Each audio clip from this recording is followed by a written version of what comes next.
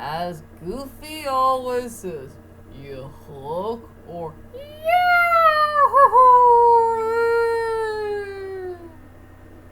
Well, anyway, hi ladies and dudes. This is Rebecca Lynn Barkley, aka Boobop 1987. This is my review for today. And today I gotta go ahead and do my last and final movie review of season 14. I am very, very darn sorry I haven't done a lot of movie reviews lately because some here and there stuff, if you know what I mean. I hope Hana Makian will be very, very happy I will do this movie review. This will be my last and final one for this year. So, for my next movie review is a Goofy movie. And no, I haven't seen this movie in theaters when I was a kid. I still have the VHS. Strike that, reverse it. I still have the VHA tape somewhere. Somewhere in my house. I remember I did have a tape cassette soundtrack of it too, but I threw it away, sadly to say. But I finally got the movie at the library, and I really want to go back and rewatch this movie again. It's a very, very good, underrated movie, even to this day. And yes, you could say it took place after the events of the TV series of Goof Troop. Yes, I'm familiar with Goof Troop. I remember I did see some episodes here or there, but it's going to be a long time to remember all those episodes. But I think what I remember the best is the theme song. Oh, I love the theme song. That was a really, really cute theme song. Yep. Yeah. I'm trying to remember that end of the song with yeah. After all, this is a very good movie to watch. So yeah, I guess you could say it does count in the Goof Troop canon. That's for sure. So anyway, without further ado, ladies and dudes, here is my last and final movie review for season 14 is The Goof Troop. And let's head on to the main plot of the story. What the heck I should say about the main plot of the story? Yes, it's a story about our beloved goof dogs named Goofy and Max. And they're trying to get along as father and son as time goes on. You know, Max is growing up. He's now a teenager. And yeah, he's getting trouble at school, and he's trying to get a girl named Roxanne that he had a secret crush on. And also his father, Goofy, is trying to think of something, what the heck he wants to do in his life to spend time with his son. And he's thinking to himself he will love to take his son to fishing. So he can be a great fishing dog.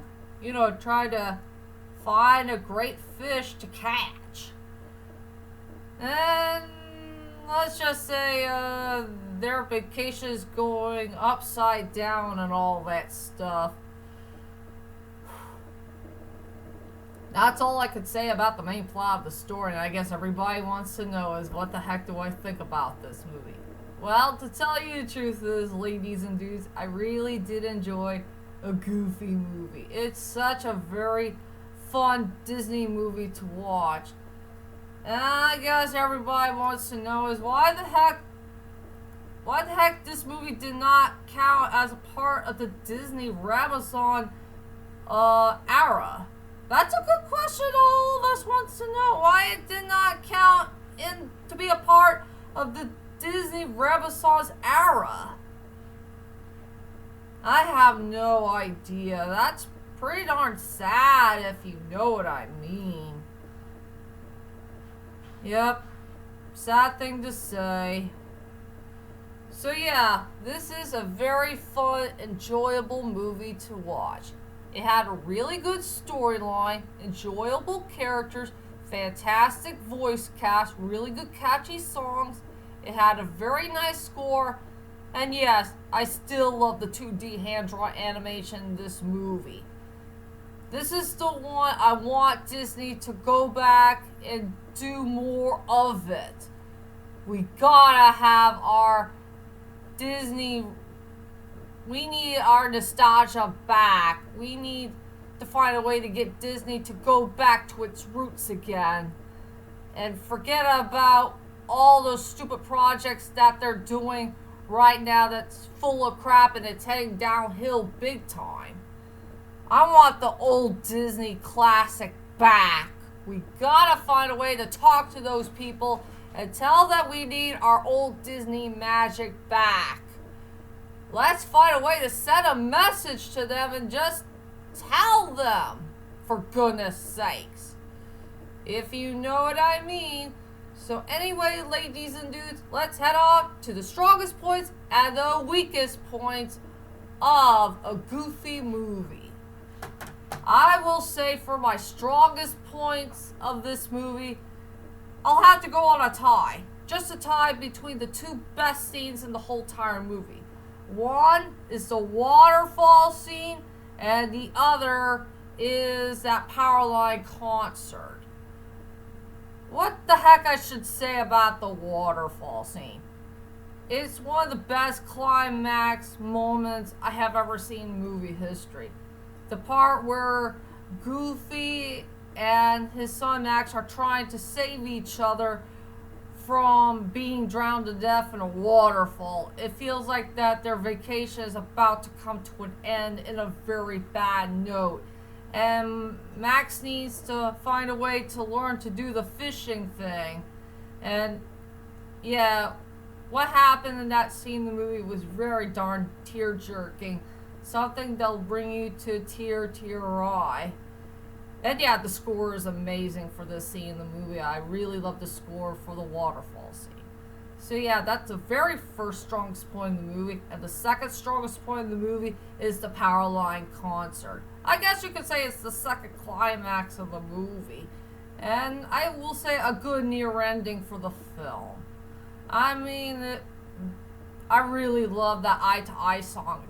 I will say that's really the best song in the whole entire movie. Hands down. It's fun, it's catchy, it has really good lyrics, and I do love the voice actor who did Powerline. His voice is so darn unique and rare, and it is a very good time song. And the scene is absolutely amazing. And yes, ladies and dudes, Mickey Mouse will make a cameo appearance in that scene in the movie, surprisingly to say.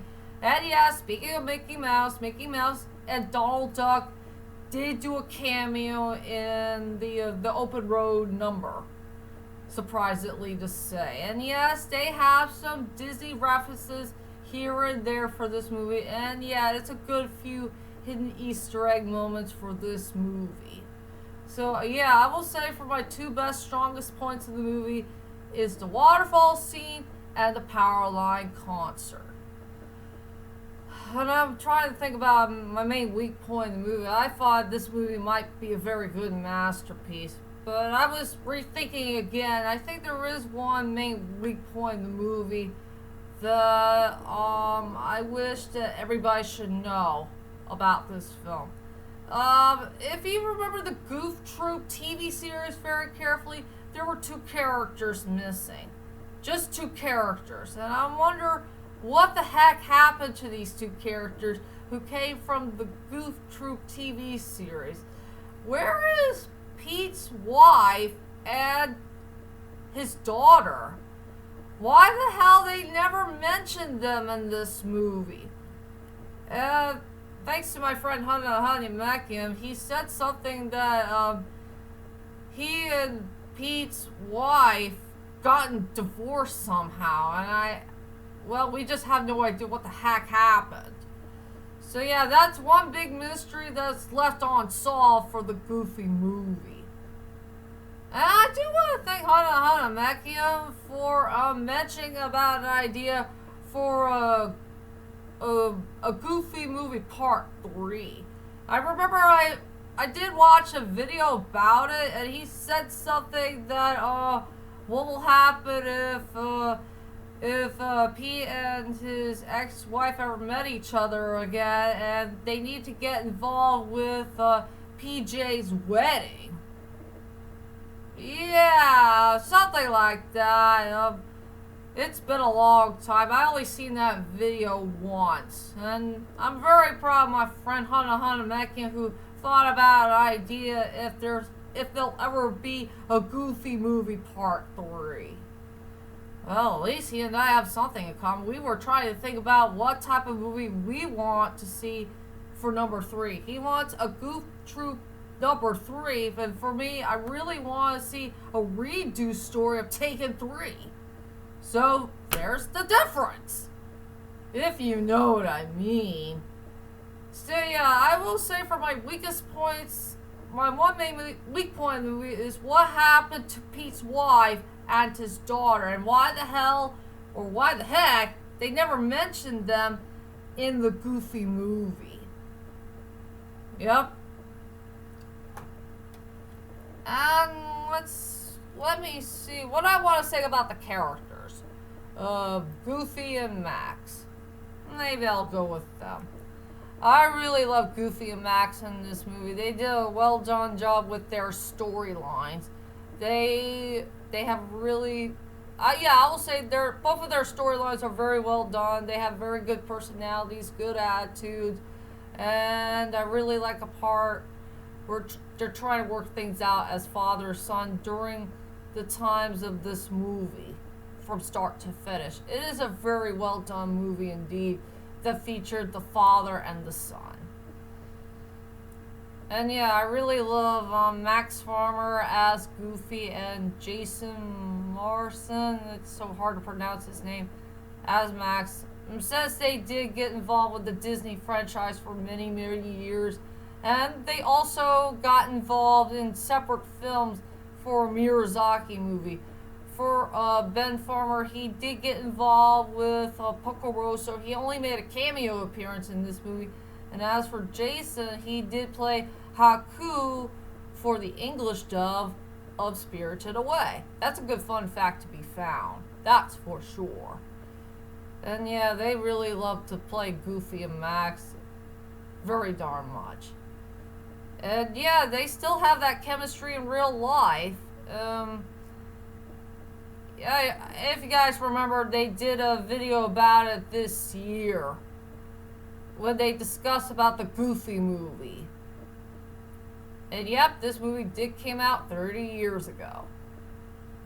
This is a very fun movie to watch, that's for sure. So anyway, ladies and dudes, I'll go ahead and tell you about my final thoughts of a Goofy movie. Overall, a Goofy movie is one of the most greatest underrated films of all time for the Disney franchise, and I wish it should have been a part of the Disney Renaissance era. It had a really fun storyline, likable characters, good voice casting, and great 2D hand-drawn animation.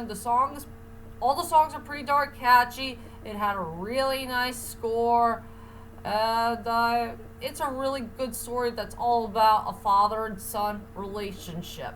So I decided to give this film a 9 out of 10.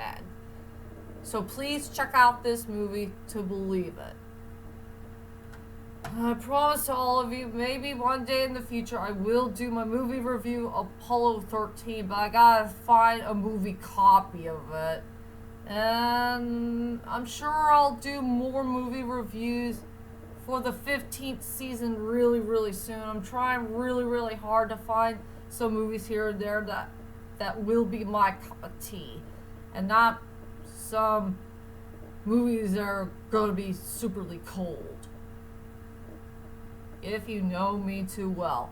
And also coming soon, ladies and dudes, well, it's almost that time for almost the end of the year that I gotta do my top 20 best videos that I ever done in the year of 2025. I do have a couple of videos here and there that will fit to the list. So please be prepared for that one to come. And I'll see you all later. Sayonara. Yeah!